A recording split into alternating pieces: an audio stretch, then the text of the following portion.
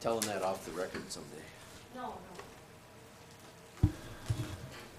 Oh, I won't. 10 years from now. All right, good evening. I've got 7:02. I'll call to order this meeting of the Columbus Common Council for Thursday, November 8th, 2018. Kim, if you could please take a roll call for us. Michael Clark, Here. Regan Hendrickson, Here. Cassia Millar, Trina Reed, Jason Thyland, Here. Andrew Traxler, Here. Michael Tome. Here. Thank you. If able, please stand for the Pledge of Allegiance.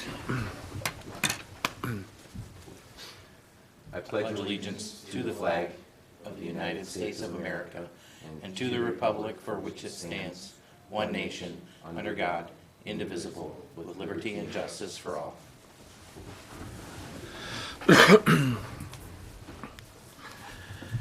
This meeting has been noticed appropriately according to state statutes and local ordinances. Next item is to approve the agenda. Unless there's any alteration or deletions, I'll take a motion to approve the agenda. Motion to approve. Second. Have a motion by Clark and a second by Traxler to approve the agenda. Any discussion on that? If none, all those in favor, please say aye. Aye. Any opposed? Agenda's approved. Next item is correspondence and communications. I had one person signed up this evening, Brenda Hobbs from 151 East School Street. If you'd please come forward to the podium.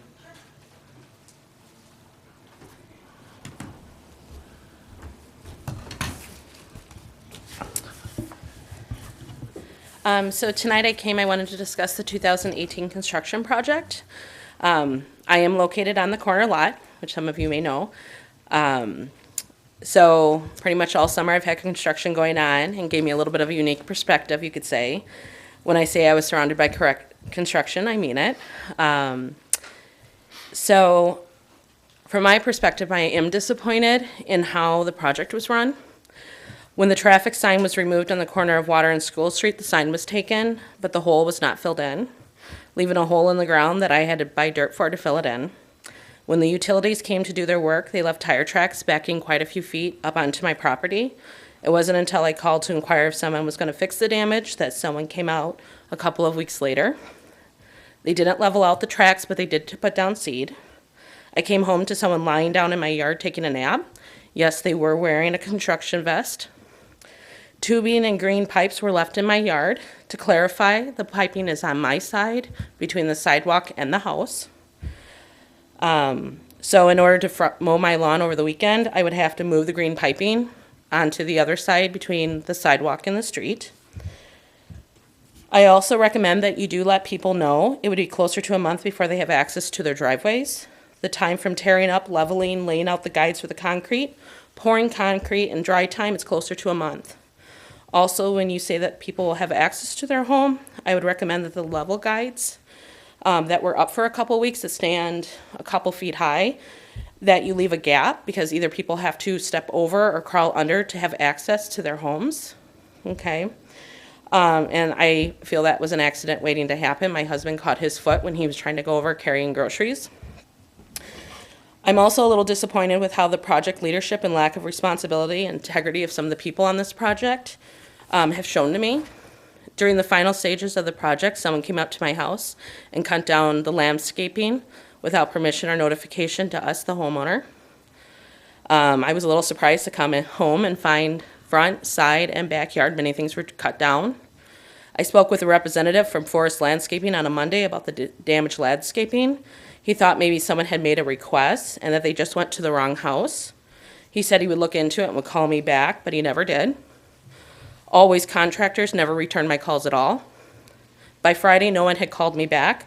I reached out to Patrick Vandersanden, and he sent out an email inquiry on my behalf to get an update. Within 10 minutes, I got a call from one of the project engineers that basically said no one is taking ownership of the removal of the landscaping, and if I wanted to file a police report, I could, but the tone was, I don't know what they can do about it. I returned his call that morning, and a woman answered the phone. I let her know that I was returning the call that I received that morning, and she inquired if it was about the rose bushes. I said yes, and she laughed. I asked her if she thought it was funny, and she laughed louder. When my husband called to inquire about what had happened, he was told by one of the project engineer representatives that it was always contractors out there doing work that week. I spoke with Chris at Always Contractors that Friday. He stated he knew nothing of the removed landscaping. I informed Chris that I called at the beginning of the week personally and left a message, and no one had called me back. I informed him of the damaged landscaping.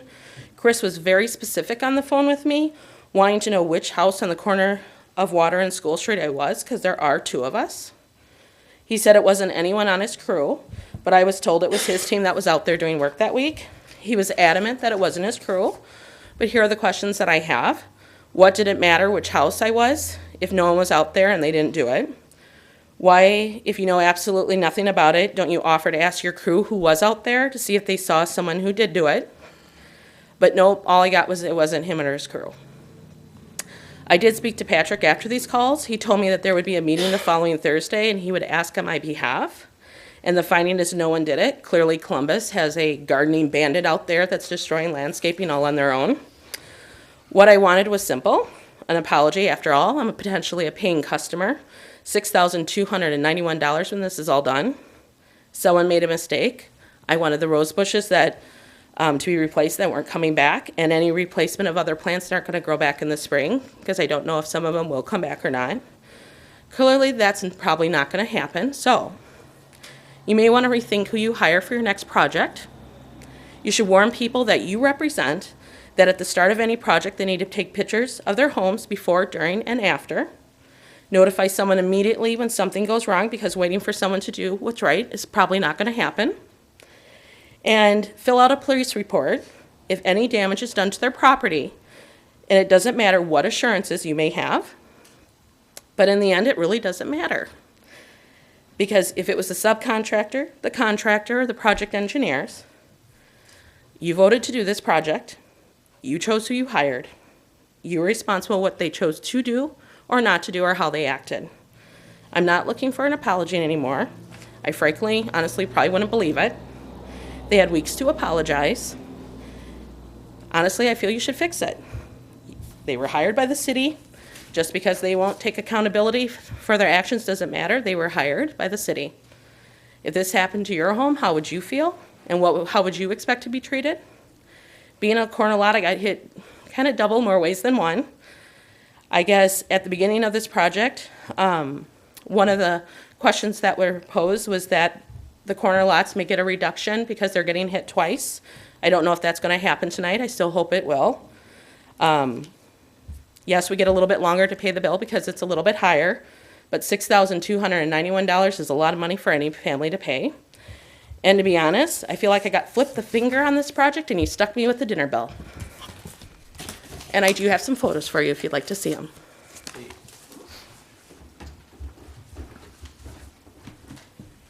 Thank you.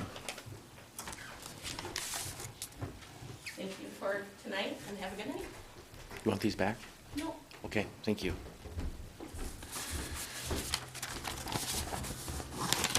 Look at those afterwards. All right, was there anyone else present that wanted to speak under citizen comment that didn't get a chance to sign up? Seeing none, we'll move on to the consent agenda. The consent agenda, we have 4 items tonight.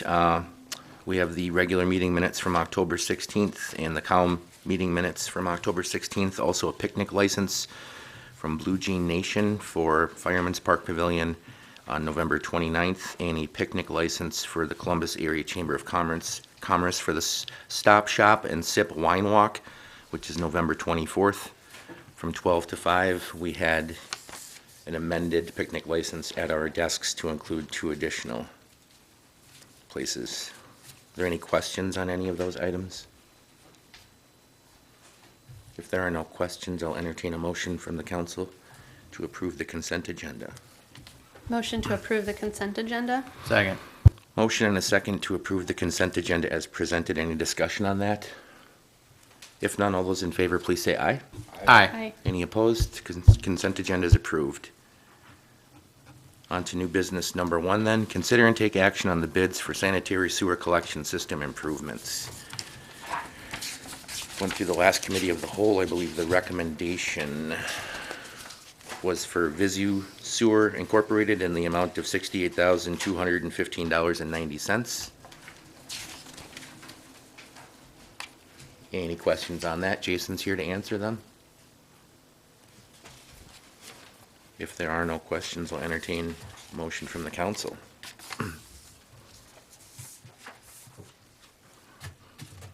All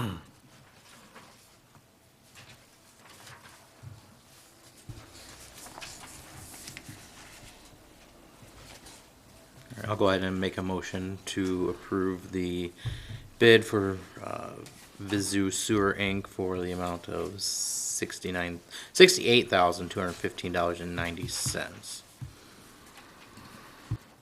I'll second. We have a motion and a second to award the bid for the sanitary sewer collection system improvements to Vizu Sewer Incorporated for the amount noted. Any discussion on that? If none, could we please take a roll call, Kim? Sure. Hendrickson, Aye. Tylen, Aye. Traxler. Aye. Clark. Aye. Unanimous. Thank you, Kim. Number 2 and number 3, I'm going to turn over to Andy Traxler. Thanks, Andy. Thank you, Mayor Tom. Next up, number 2, we have consider and take action on the 2018 final assessment for the 2018 street improvements. Again, this was also discussed at our last committee of the whole meeting. Didn't have a lot of questions until we just had that person come up and speak. So I don't know if this, Jason, if you could answer, if you have any comment on that, I would like to know if you had any discussion with Brenda Hobbs, or have any information that you can maybe key us into. That'd be helpful. Pertaining to her specific concerns about the landscaping, Yeah. particularly. She covered a lot of things there, so I'm not quite True. sure, Right. what you want to know a little bit more about. But regarding the landscaping, I don't know if you guys are all aware of this, but during the final landscaping of the project, our landscaper came in. That was the subconsultant that she was talking about, Always Landscaping for Forest Construction. They came in and did all the landscaping, and basically they did more than they should have behind the sidewalk or outside of the right-of-way on some of the properties that had the sewer laterals replaced. And they weren't told, or they weren't notified by the general contractor that it wasn't their responsibility. It was actually the plumbers who did the work. But they came in and they restored all those properties where the earth had been dug up and the sewer laterals had been replaced. So they had done some work behind the sidewalk on some private properties. It should have been done by another landscaper hired by the plumbers. Now, that did not affect Brenda because she did not have any utility work done outside of her property. What was done was there was a 1 foot behind the back of the sidewalk on both sides of her property frontage that were restored by the contractor, and you can tell because of the mulch they were using was consistent throughout the project, and that's what was left. I believe they wrapped up, I believe it was on a Wednesday. I'd have to go back and look at my notes, but I do have a timeline because I was out there and they had a little work to finish up. We got the notification from Brenda, I think it was on Thursday or Friday, that somebody had cut all the bushes around her house. She was pretty upset about it. The call came in, I think, to Patrick. Patrick forwarded it down to me. She had already made contact with, somehow, and I'm not quite sure, but she had reached out to Forest and talked to them. She had also reached out to their subcontractor, which is usually not the protocol. Usually we like to kind of work through us as the city. So she had already kind of confronted, and there was some confusion by the contractor because they didn't understand what she was talking about. After she explained that they had come on her property and cut her bushes when they were gone, I had gotten involved and started making some calls when I found out about it. And essentially what it amounted to is we have no indication, nobody's aware of any situations that occurred where our contractor was doing any work on her property other than what was immediately restored behind the back of the sidewalk. She's been fairly adamant that it was, but after we did some investigation, we could not determine, anything that would have placed that contractor on her property. Her house sets back from the sidewalk a ways, so they would have had to made a deliberate, effort to go back and to trim bushes. This contractor was there landscaping, seeding, and mulching. They claimed they didn't have tools to trim bushes with.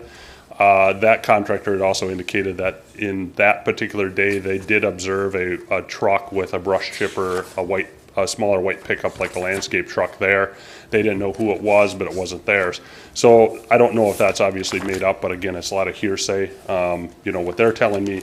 And so there was really no way to provide evidence that they would have done anything of the sort. They didn't approach anybody else's property or lawn. They didn't trim on anybody else. We didn't have any issues with the landscape or anywhere else on the project. It was this particular incident that was brought up. So we did do some investigation, but it kind of came to a roadblock or a dead end when we couldn't determine who did it. And without evidence, we really didn't know if it was the landscaper as part of this project. And they completely denied that they had any involvement in it. And so at that point, you know, she was right. I think the question had come up that if, you know, there was an issue that occurred, hence her bushes became trimmed, we weren't sure of what happened or who done it. And so there was some speculation that it could have been a misidentification or a property address that was wrong, and something could have been you know, a different property intended, and that was, you know, as a result of hers. The timing was coincident, I don't know. So at that point, we kind of left it back to Patrick as far as, okay, what's the procedure, or what is the city's position going forward? And I know Patrick was communicating with her at that point to have a single point of contact. We had obviously followed up on the engineering side. So outside of that, I don't know, we didn't take any action as she indicated, which we didn't, based off of the fact that we had no indication or evidence that it was what she had indicated it was. At first, I think, from my understanding, she was looking for some replacement or some compensation. Later, she had indicated she wanted an apology.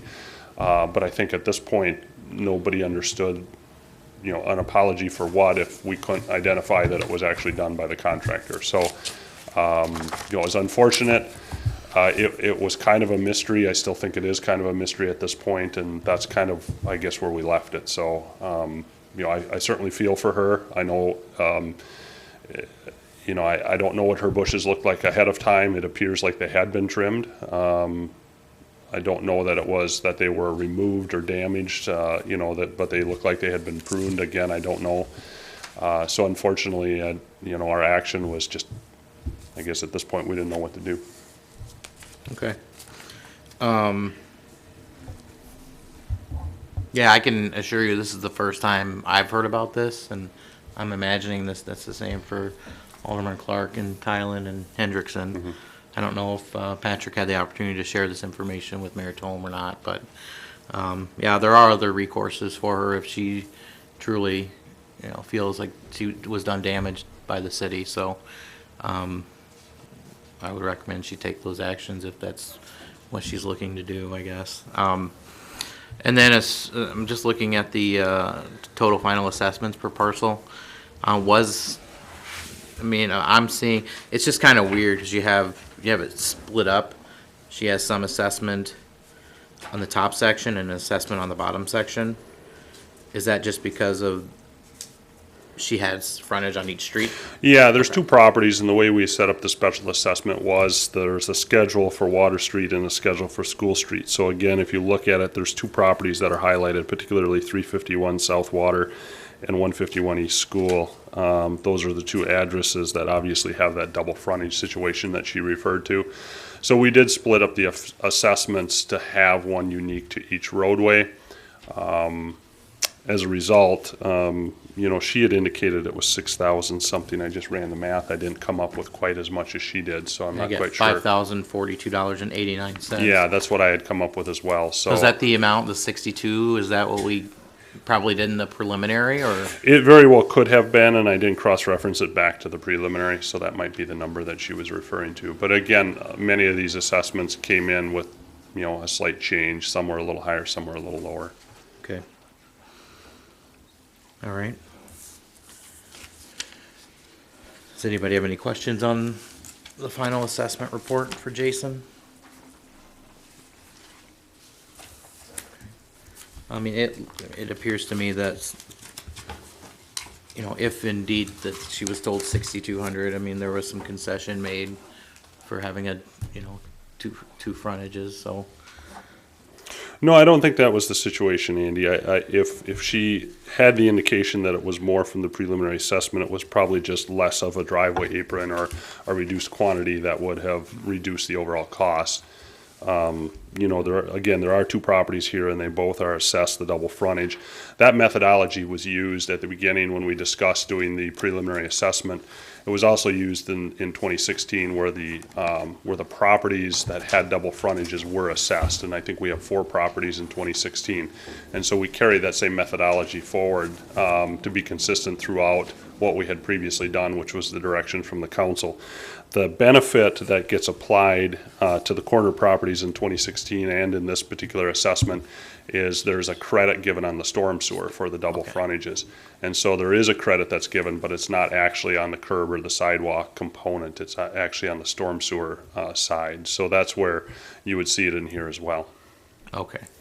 And to be frankly honest with you, if I remember right, I want to say that there might not have been, right, so there wasn't a storm sewer that was assessed on School Street, so she was only assessed for one of the streets anyways. I mean, if there would have been a double assessment on the storm, we would have credited one of those back or 50% of it back based off of the methodology we used in 16. But this project, because there was only storm sewer on that was assessed on South Water and nothing on School Street, they really automatically got the credit even if we didn't apply that methodology. Okay. Thank you. Mm-hmm.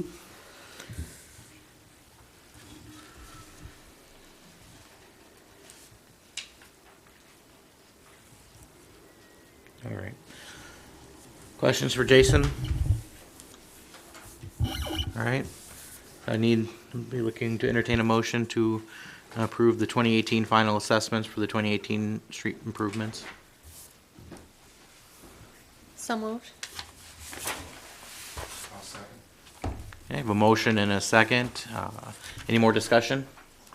All right, Kim, could you please take a roll call? Tylen? Aye. Traxler? Aye. Clark? Aye. Hendrickson? Aye. Unanimous. Thank you. Next up, we have number 3, consider and take action on resolution 21-18, a resolution authorizing public improvements and levying special assessments against the benefited properties.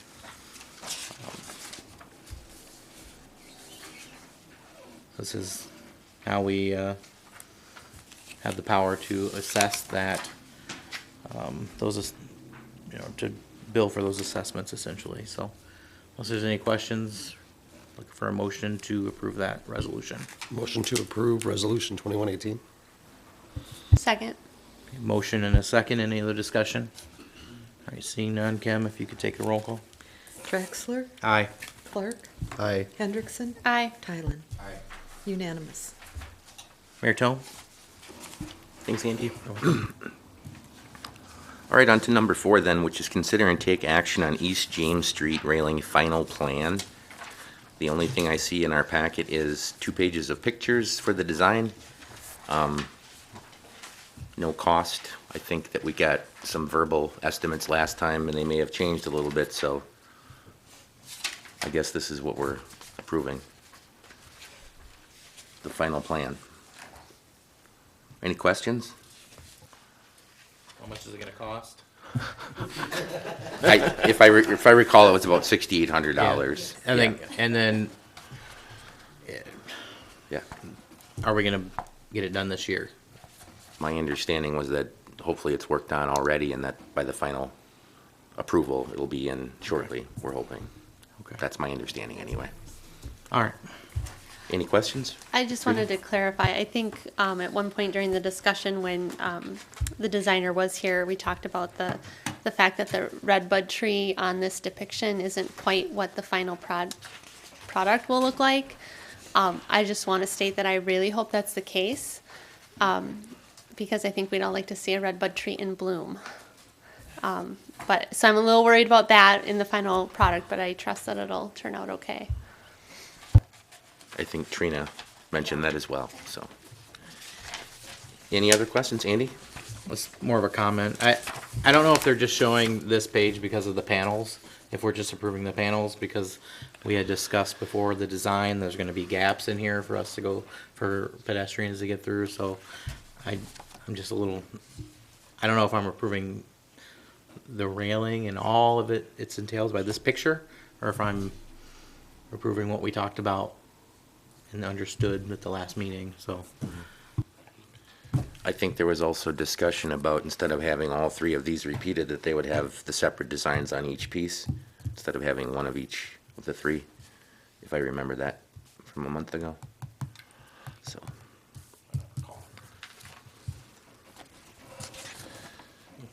well, I guess we'll see what we get. Any further questions?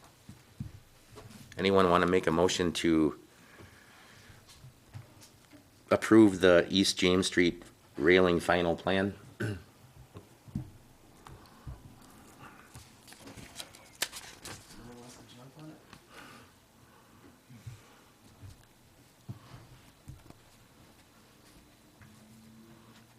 I'm just not satisfied with what I'm seeing in front of me tonight. I mean, I want to approve, and I mean, I think I'm gonna get what I'm gonna get. I think I know what I'm gonna get, but there's no description of the project. There's no drawings of what we talked about before. It's just something I could have put together on my computer in a few minutes. There's no price. I don't know there's no recommendation from staff. I'm not comfortable, but you guys can do what you want. Put some contingencies in the motion if you'd like to. I'd like to make a motion to approve contingent on more detail on the final plan, including cost, and more specifics about how it's going to be laid out on the railing in the final configuration.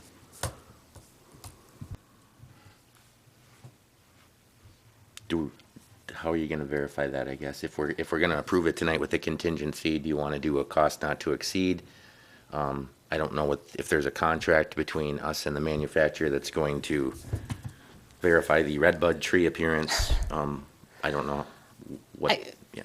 we could make a motion, and I guess I will make a motion to accept it with a contingency of the cost not to exceed the $6,800, along with a guarantee that if it's not what the city had in mind, that it would be repaired or replaced at cost of the designer and contractor. So we have two different motions on the floor right now. I'll repeal my motion, original motion, and then second.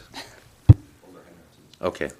So we have a motion and a second to approve the railing final plan with the contingency that the cost do not exceed $6,800 and that there is some form of guarantee that the design is reflective of what we've discussed leading up to this point. Is that fair? I think that's fair. Yeah. Okay. Any further questions on this? If none, could we please take a roll call, Kim? Sure.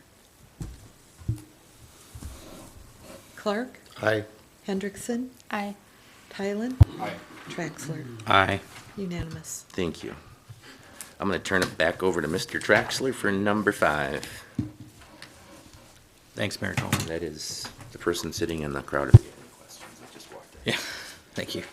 All right, number 5, consider and take action on agreement with John Salzwedel for clock tower maintenance.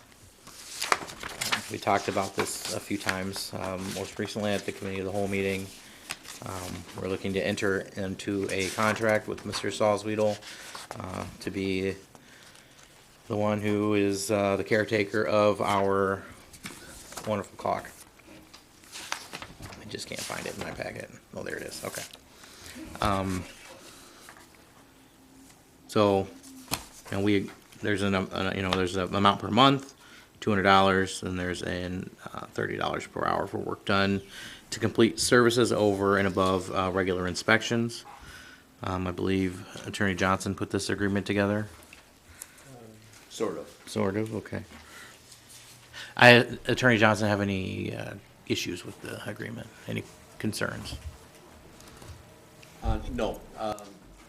Patrick put the first draft together. I added a few things, and it suits the purposes I was looking All right.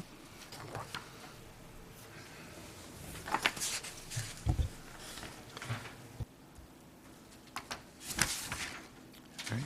Does anybody have any questions for Mr. Salzweedl or staff? Seeing none, entertain a motion. I'll make a motion to approve the agreement with John Salzweedl for clock tower maintenance. Second. All right, I got a motion and a second to approve the agreement with John Salzweedl for clock tower maintenance. Any further discussion? All right, Kim, if you could take a roll call, please. Hendrickson, Aye. Tylen, Aye. Traxler. Aye. Clark. Aye. Unanimous. Thank you. Thank you, Andy. All right, on to number 6 then. Consider and take action on Resolution 20-18, a resolution creating the Municipal Court Ad Hoc Committee. We have discussed this at multiple Committee of the Whole meetings about kind of having a transitional ad hoc court committee until 90 days after the municipal court is operated and functioning. Any questions on this? Clark? Nope. Okay. Oh, sorry. It's all right. If there are no questions, I'll entertain any action from the council. I'll make a motion to approve resolution 20-18, a resolution creating the municipal court ad hoc committee. I'll second. We have a motion and a second to approve Resolution 20-18. Any further discussion on that? If none, all those in favor, please say aye. Aye. Any opposed? Motion passes. Thank you. Number 7, consider and take action on ordinance 743-18, an ordinance to create the municipal court for the city of Columbus. This has been through the Committee of the Whole for discussion as well. Attorney Johnson can answer any questions if you have them. And if there are no questions, I'll entertain any action from the council. Motion to approve ordinance 743-18. I have a question. Oh, sorry, Andy. Oh, it's okay. I just had a question about the it was the, oh, what's going on? Nothing. Oh, the compensation. This says that salary shall be paid quarterly. Have we determined that yet? Does that need to be in the ordinance, or is that just something we budget for? Oh, all right. The actual salary itself is something that you will budget for, and that's one of the duties of the ad hoc committee is to give you some examples as what other courts are paying their judge. So you don't have to worry about that for tonight. Thank you. And I just remembered I have to waive rules and spend.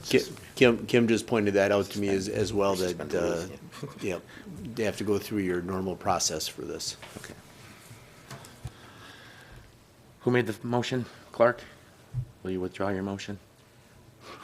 Withdraw my motion. Okay. We need a motion to suspend the rules. So moved.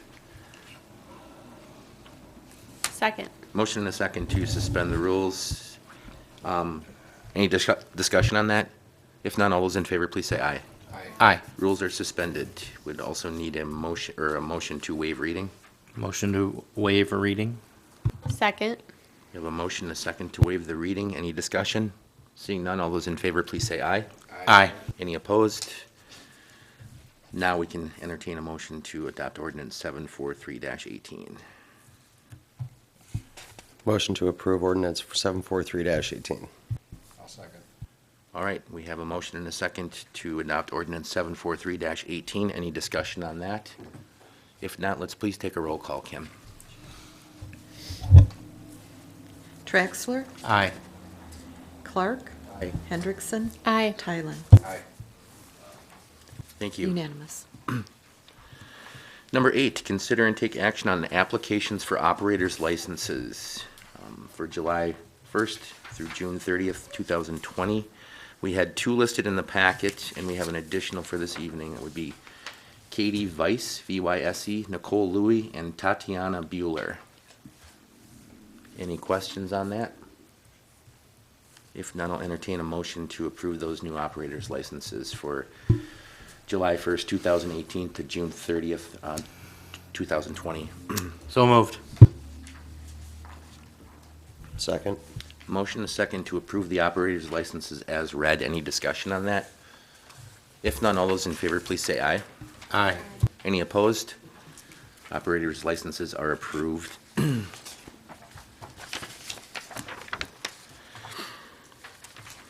Next item is to take action on claims in the amount of $355,720.45. If there's any questions on the claims, Kim can probably answer those for you. If not, I'll entertain any action from the council. I had a question for Kim. Go ahead, Andy. There was, for the clock tower maintenance, there was a couple of line items in there for the repair and, well, I guess I'm asking what those two line items were actually for, like, because I know the previous previous meeting, we approved $650, I believe, for the gears for the clock, and this wasn't very clear what exactly.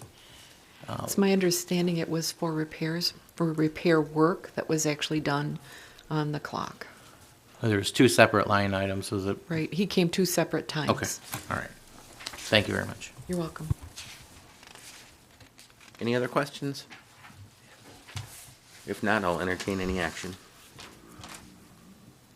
I'll make a motion to approve the claims in the amount of $355,720.45. Second. I have a motion and a second to approve the city claims in the amount read. Any discussion on that motion? If none, could we please take a roll call? Clark, Aye. Hendrickson, Aye. Tylen, Aye. Traxler. Unanimous. Thanks, Kim. Report of city officers, I only had a few things. Obviously, we had a election on Tuesday, if you hadn't heard. Turnout in Columbus was very good again this year.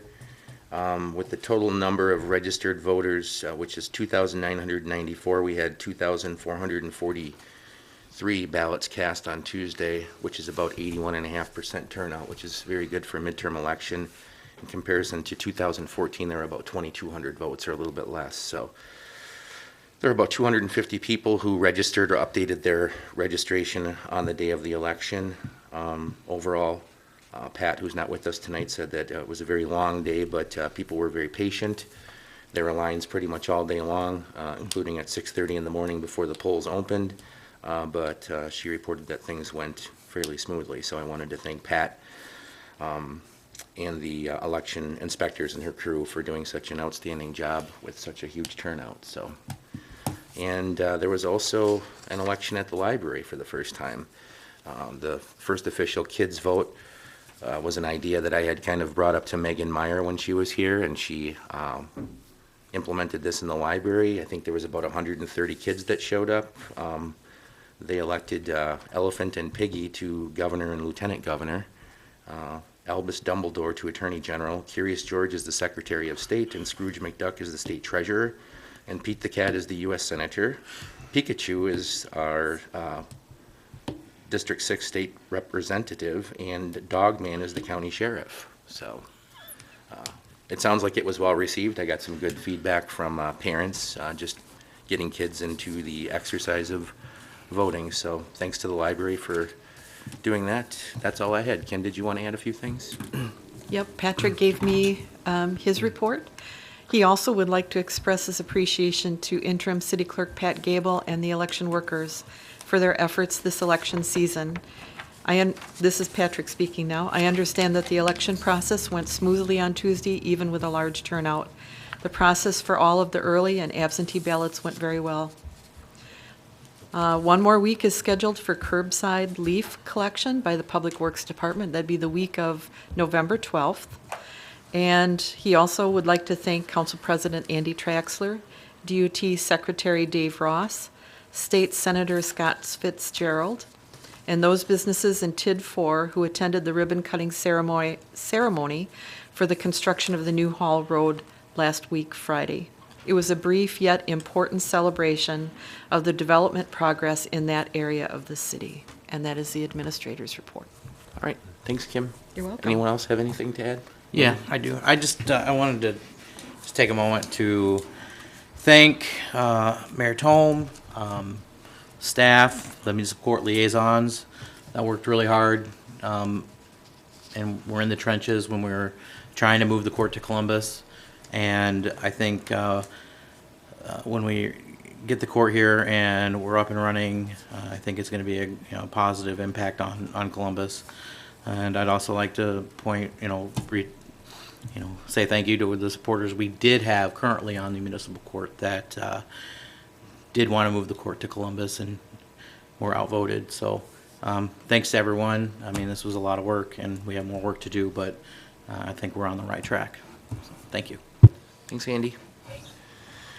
If there's nothing else, I'll entertain a motion to adjourn. Second.